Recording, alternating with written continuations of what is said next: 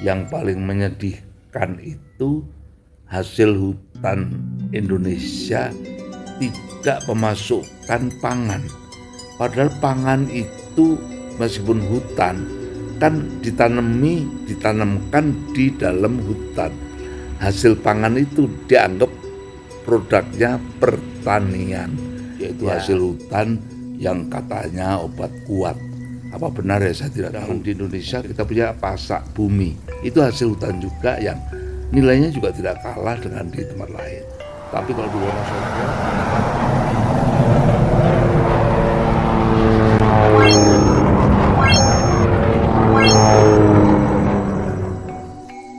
Assalamualaikum warahmatullahi wabarakatuh. Sampurasun, Akang Teteh dimanapun berada, semoga sehat dan berbahagia selalu tentunya, amin. Episode ketiga, Orang Hutan akan berbicara tentang hutan produksi. Siapa dia? Kang Strans Toto Handadari sebagai pakar dan ahli kehutanan. Ini luar biasa.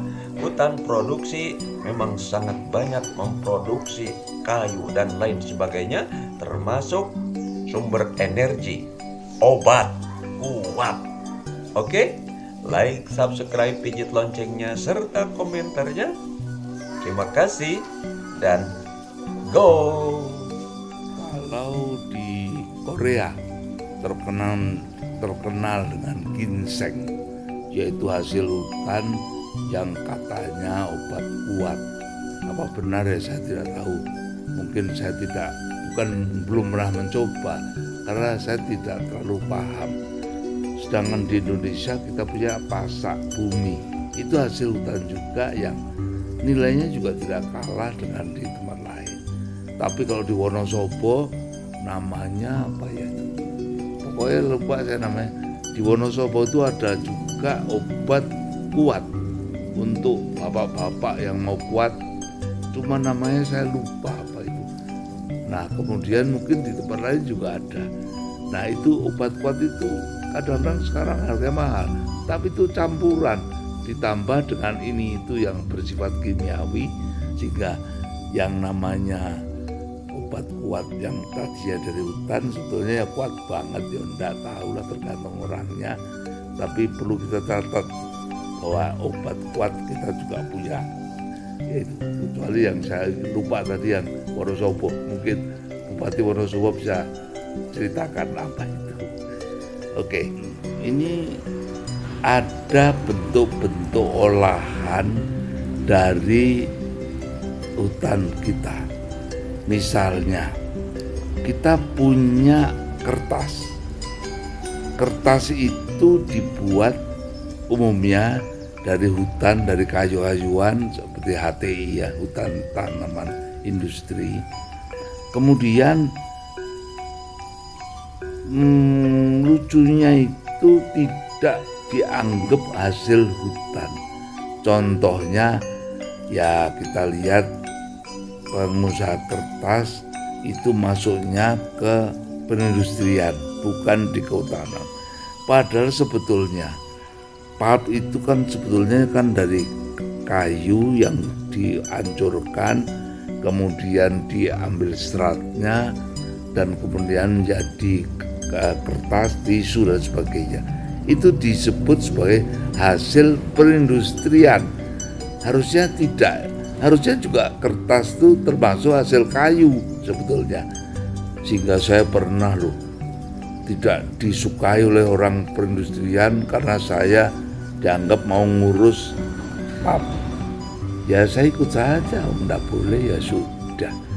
Katanya untuk menjadi pengurus APKI, Asosiasi Pengusaha Kertas, tidak boleh orang hutan. Lucunya, orang itu produknya hutan kok saya nggak boleh jadi seseorang. Itu contoh saja. Nah kita lihat tambang. Di tambang juga hasil hutan pun tidak bisa diakui. Misalnya tambang itu kan bisa membuat, ya misalnya ke pit itu kan batu bara muda. Nah kalau dia menghasilkan seperti hutan tanaman, harusnya menjadi hasil hutan. Nah tapi di sini ada juga timah, ada juga apa itu untuk baterai dan sebagainya. Meskipun dari hutan, maka dianggap bukan hasil hutan, tapi hasil tambang. Ya itulah selesai ya. Kemudian yang lain apa sih konsensus lainnya? Seperti misalnya apa itu obat-obatan, itu kan juga banyak dari penyu, dari yang lain, yang akhirnya dianggap sebagai farmasi, produk farmasi, bukan produk hutan. Yang lain lagi pacet itu jelas hutannya yang punya.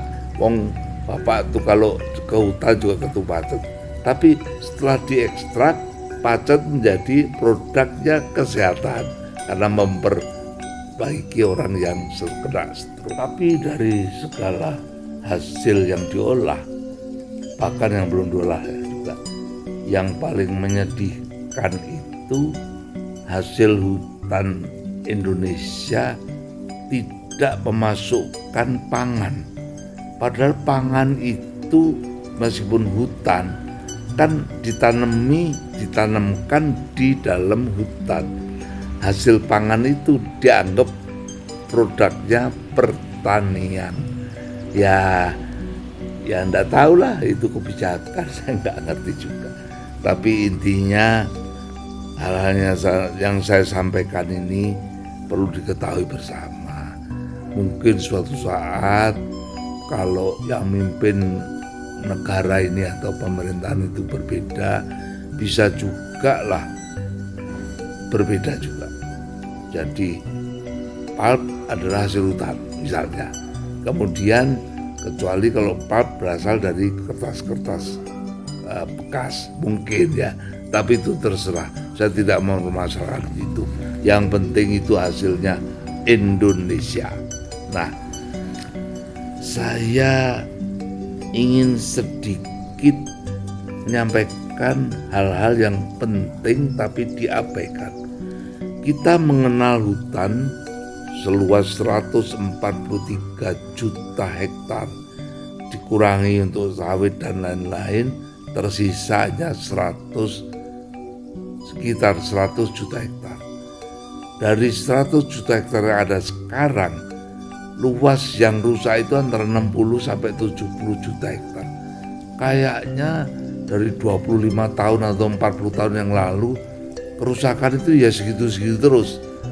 Bahkan zaman Sekjen Kehutanan tahun 63 malah sudah mencatatkan adanya 15 juta hektar di hutan kita yang rusak. Jadi artinya kerusakan-kerusakan yang ada itu dianggap belum pulih atau memang tidak dipulihkan karena faktor biaya yang sangat besar. Nah, itu perlu saya sampaikan. Demikian, terima kasih atas segala perhatiannya. Insya Allah kita bertemu lagi di episode keempat. Wassalamualaikum warahmatullahi wabarakatuh.